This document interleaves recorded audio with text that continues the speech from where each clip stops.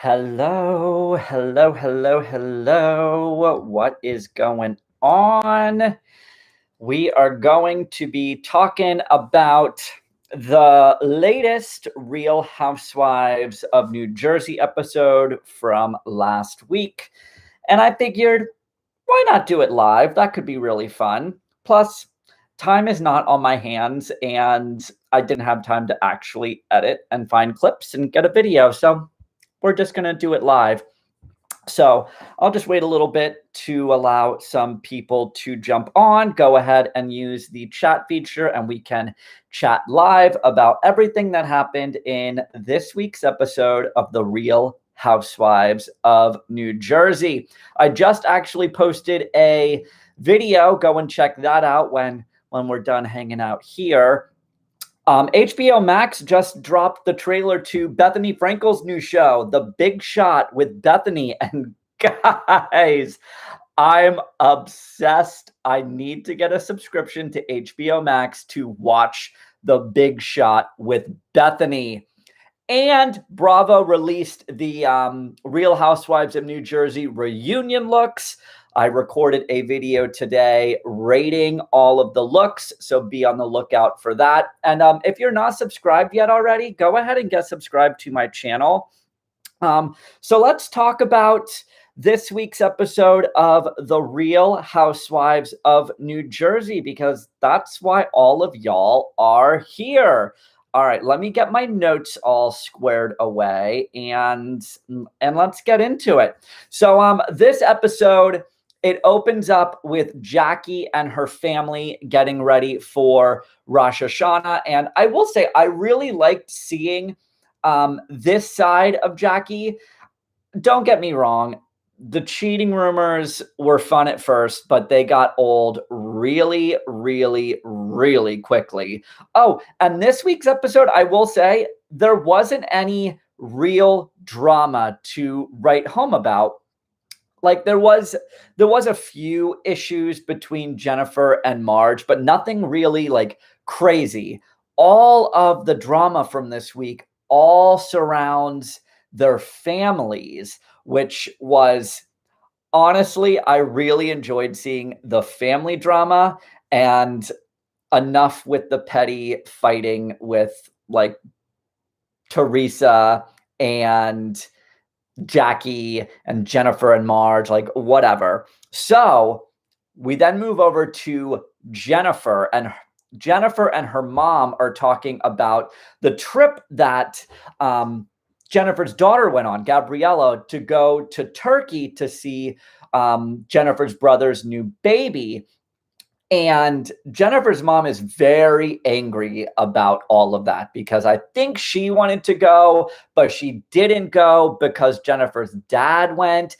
And we all know that Jennifer's mom and dad are not getting along because Jennifer's mom thinks that her dad emotionally and verbally abused her. And we're going to get into that a little later. So we all know the drama that's unfolding with Jennifer's parents. So Jennifer, though, is filling her mom in on what happened at the Jersey Shore and the fight that unfolded between her and Marge.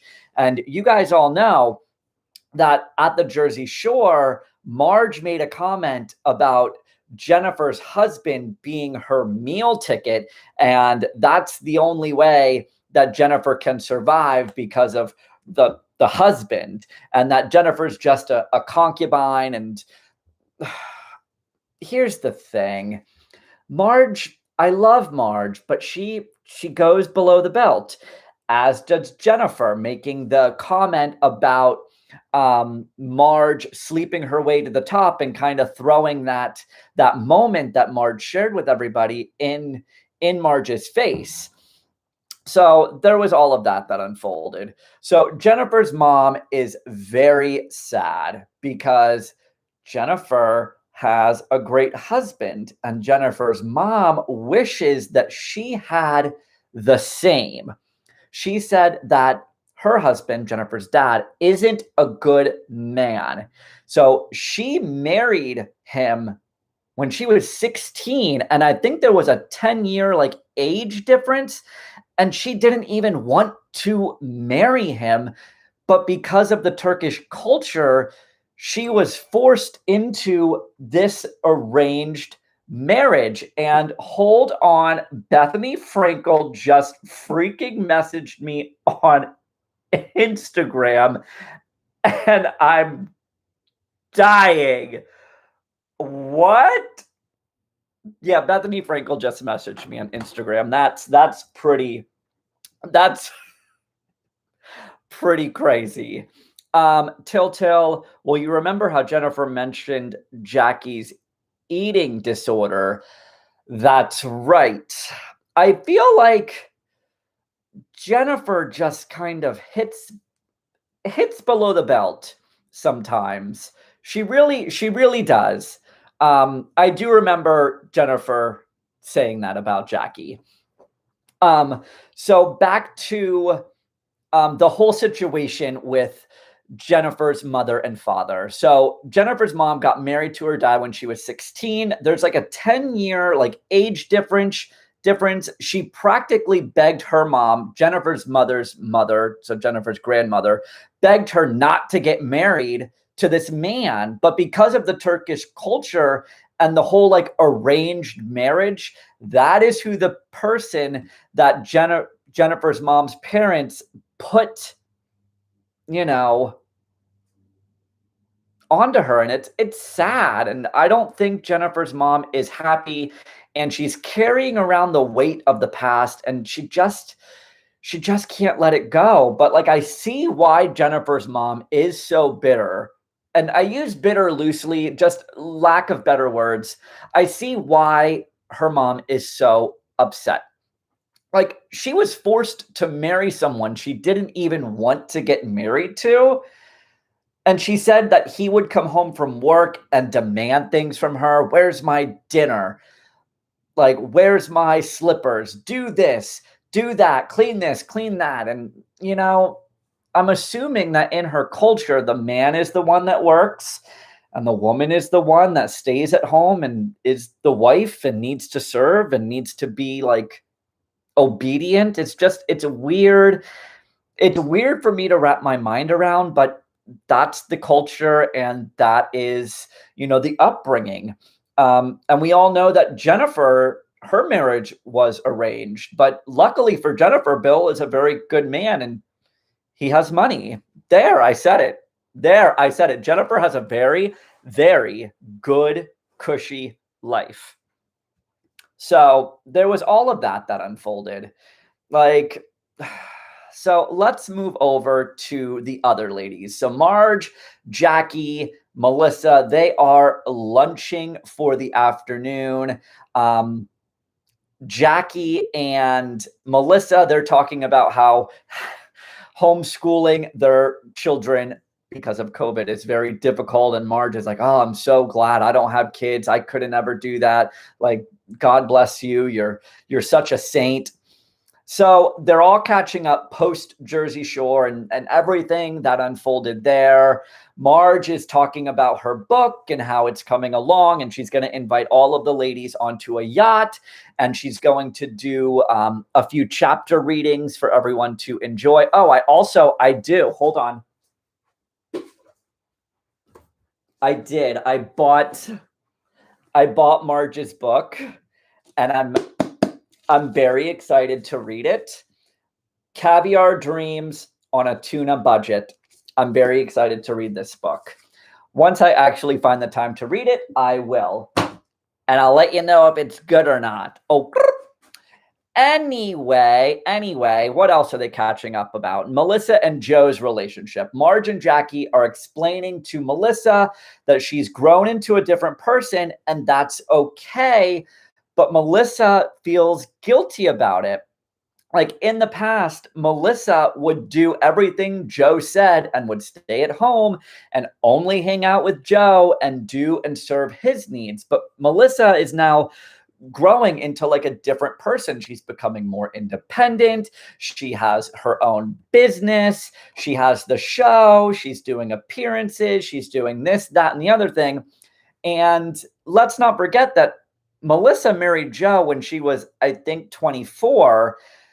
And she's now 40 now. So she's morphed and become a different person, and that's okay. But I think Joe wants her to be that person that he married like 20 years ago. And I don't really think that he is handling it very well. I also think it's a little fake and forced for the show. There, I said it. Like, I think this story that Melissa is peddling on us, that they are in such crisis with their marriage, is a little bit of a reach. And there, I said it. I just think it's a reach, and they're just trying to grasp for straws at this point, just to like make themselves like interesting. So Teresa is hosting a psychic party, and that's like the bread and butter of this week's episode, this whole psychic party. She even invited Jackie. So we'll get into that in a little bit, all about this psychic party, which I would love to have a psychic read me. I'm just saying, I find the whole thing very fascinating. So speaking of Teresa, the ladies think that Teresa has a new boyfriend. Spoiler alert, she does. Teresa has a new man, and rumor has it he is not a good man, and he is a narcissist, according to, what's his name? Louis's ex-girlfriend. He's like a narcissist and makes them like do submissive shit sexually, and when they don't do it for him, he gets very angry. It's so fucking weird. It's weird, guys. It's weird. Teresa doesn't know how to pick them. She should have stuck with the pool boy. There, I said it. Teresa and the pool boy. Who else agrees? They are like, I feel like a match made in heaven. She should have just stuck with him. Louis just gives me the creeps. He doesn't even seem like a good man. Comments. Lily, I hope it's fake because I love them together. Lily, it's fake. They are not gonna get a divorce. They're not. They're gonna stay together forever. So I think you're good. Melissa and Joe, they're fine.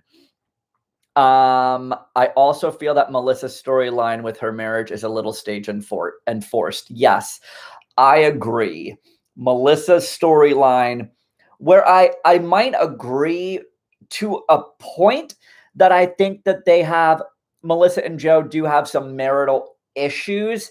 And I think it's more or less Joe doesn't like the fact that she's not at home all the time and she's doing her own thing and she's Miss Independent, cue Kelly Clarkson. And I think that's that on that. That's where it ends.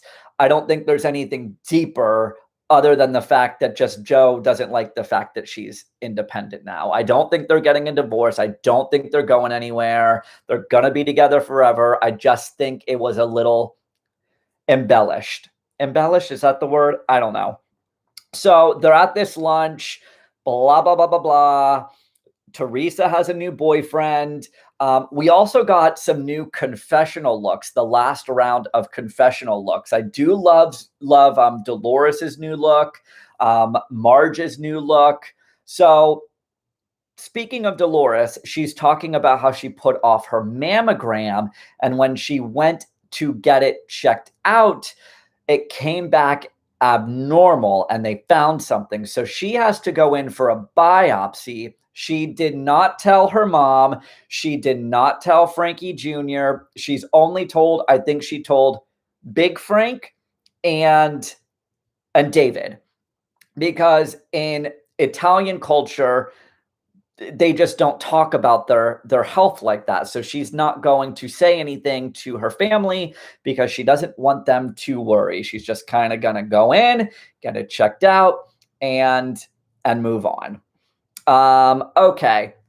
There was a moment in this episode of Frank when he came over to Dolores's house and gave her a kiss and said hello. He also gave the dog a kiss and said, "Hi, dog, I'm going to give you a kiss too." My heart, I love Big Frank. Can I just say it? Dolores and Frank need to be together. There, I said it. Stop wasting your time on David, Dolores. He's not good for you. He's not good for you. You deserve so much better than David. Yes, he's a doctor, but whatever. Frank is nice. Get back together with Frank, Dolores. Anyway, so Frank and Dolores, they are talking about house flips. So they're still in the business of flipping houses. And COVID has not affected their business because people are moving out of the city and moving into the suburbs now more than ever. People are fleeing the city and getting the fuck out. So now all of the women are now getting ready to head over to Teresa's for the big psychic party. I'm excited about this freaking psychic party. Yes, I am. So we go back over to Jennifer for a second, and she's complaining that she doesn't have a housekeeper. No nanny, no hired help. Girl, you are tone deaf. People are dying from COVID, and you're complaining because you don't have a housekeeper. Girl, bye. She even posted the whole thing on Instagram.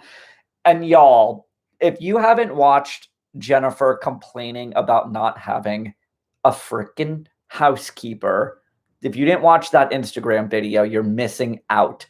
Freaking cringe. Just like crying a river. Oh my God, I don't have a housekeeper. My housekeeper left. What am I going to do? Rich people problems. And am I right? Rich people problems. So Marge is very pressed about it, and she thinks Jennifer is very tone deaf, which, where's the lie, people? Where's the lie? So the talk of the town this week is everyone's very curious about whether or not Teresa has a new boyfriend, and they're dying to know. Everybody is talking about it. So everyone's making their way to Teresa's now for the party, and I can just say, I love the banter between Gia and Teresa. Teresa's laying out chips on just a party platter, and Gia goes, "Are you going to put that in a bowl?" It sent me, and I screamed. You have to watch that scene. It was just hilarious. Just the banter between Gia and Teresa. It reminds me very much of me and my own mother. It's very weird, and that's a whole separate video. Oh, anyway, did y'all notice Michelle's eyebrows, though? Michelle,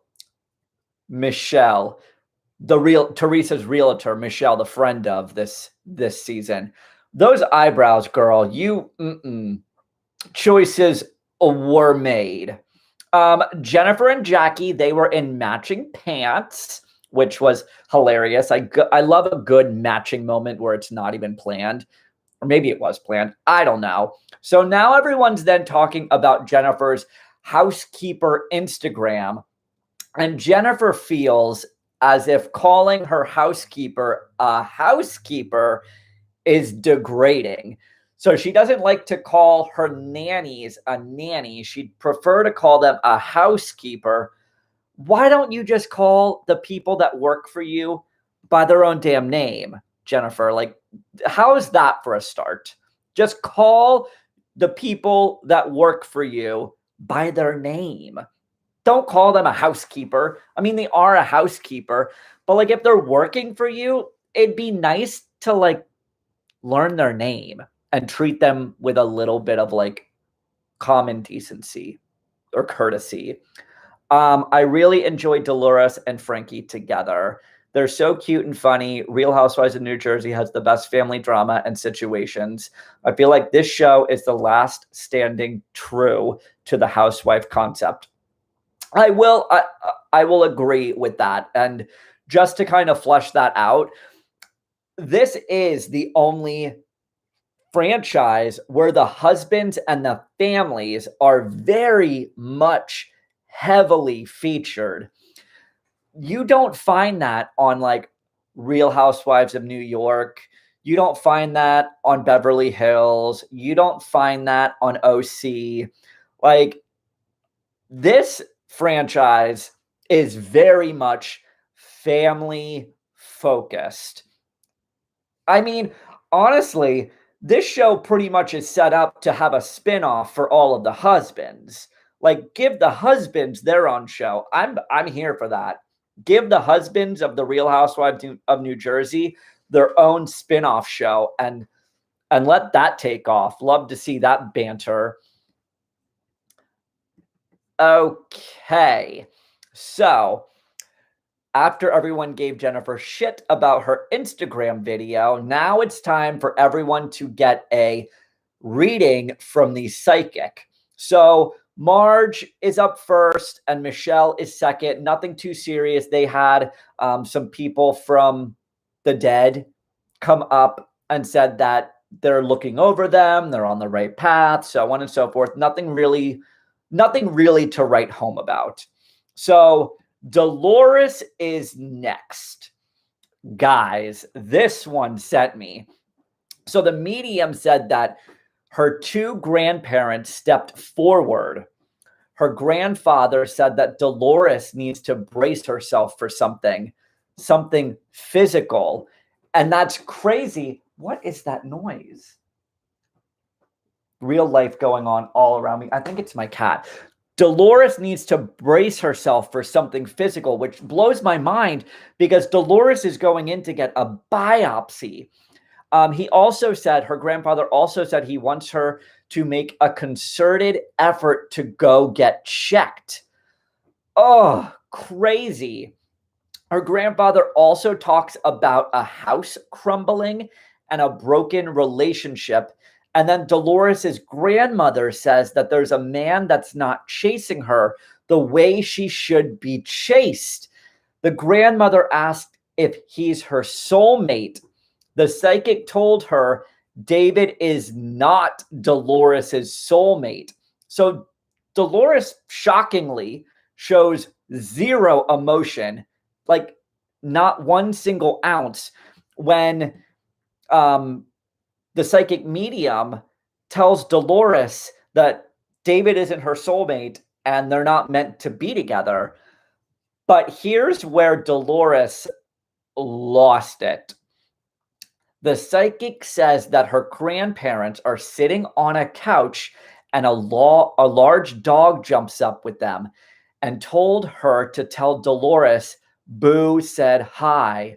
Dolores broke down in tears because Boo is the dog Dolores had in the early seasons when she first joined, and she loved that dog so much. But honestly, people, I would do the same damn thing if a dog of mine died and then a psychic medium said, oh, your dog is here, and they want you to say that it says hi. I would cry like a baby. There, I said it, because sometimes I like dogs more than people. Thank you very much. Thank you very much.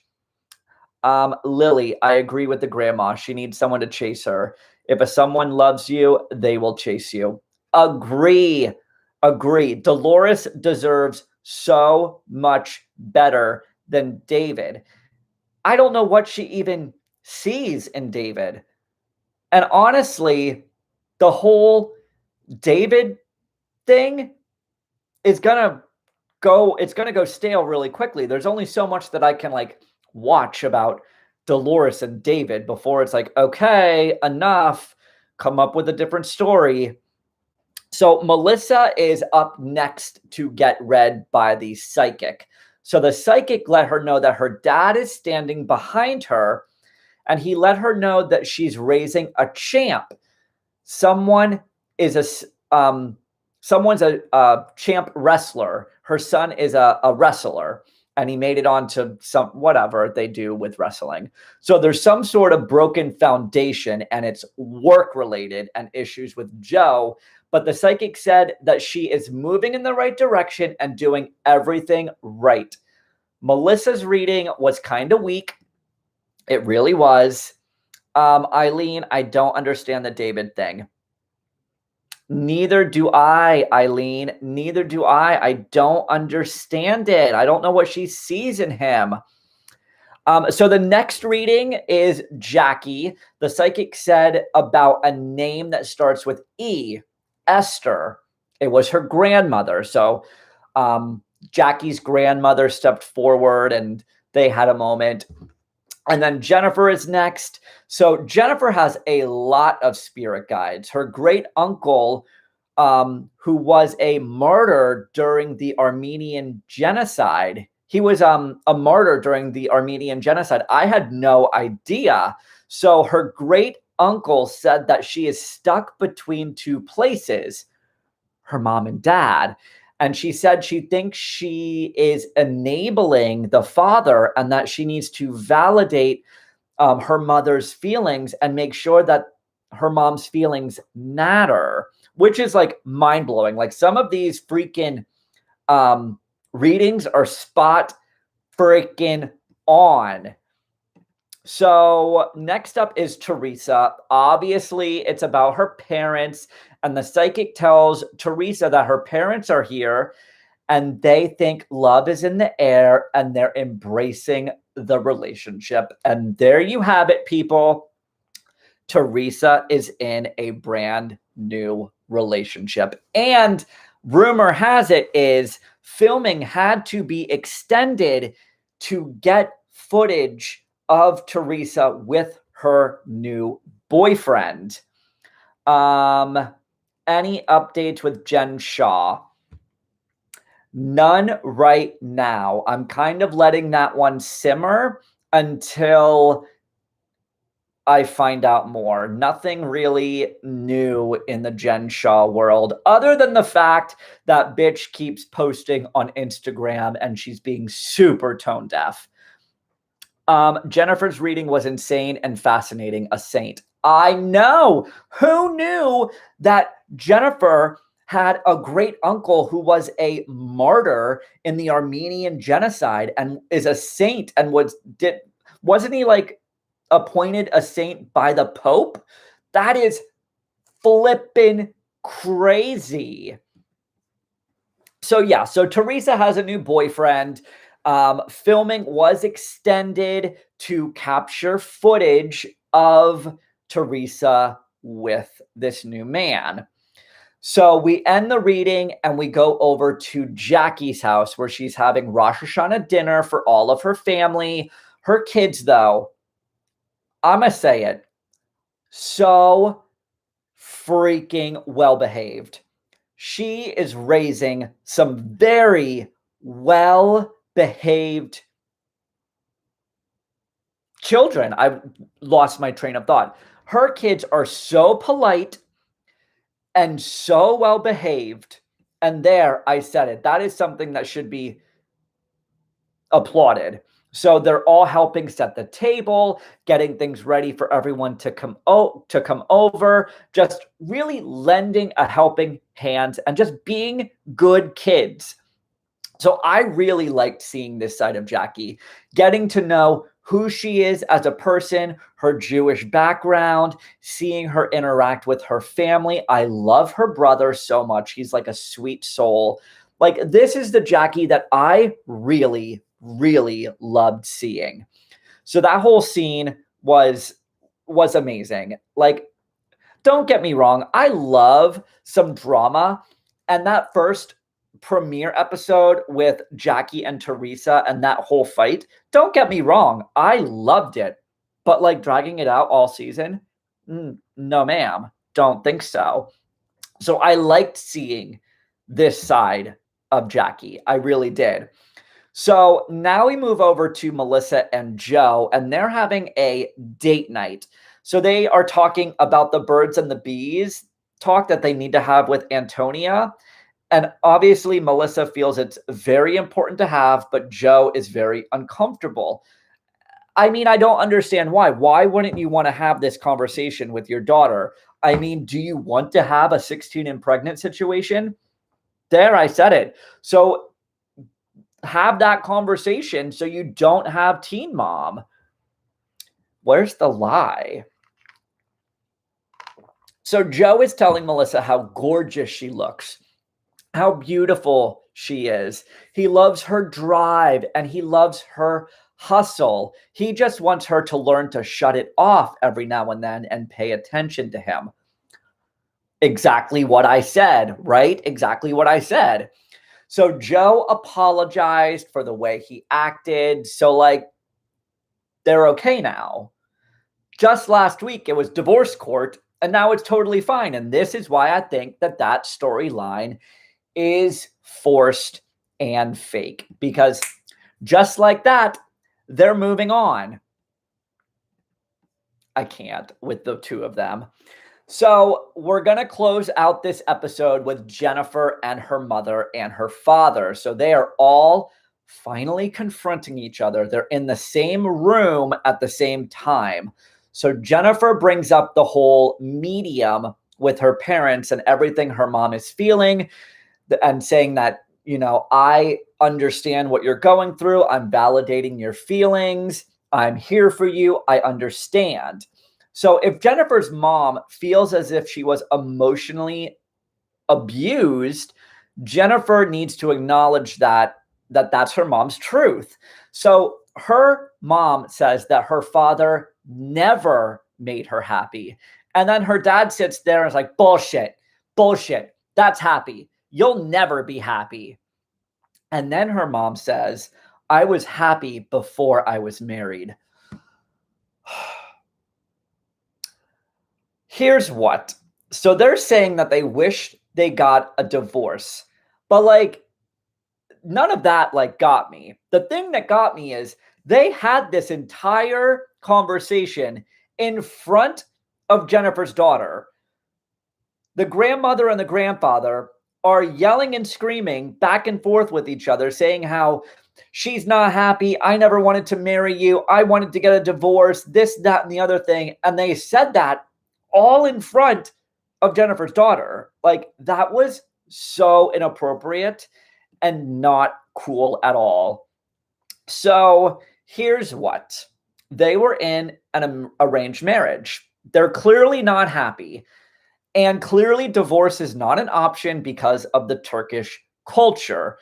So they can't change the past. They can't.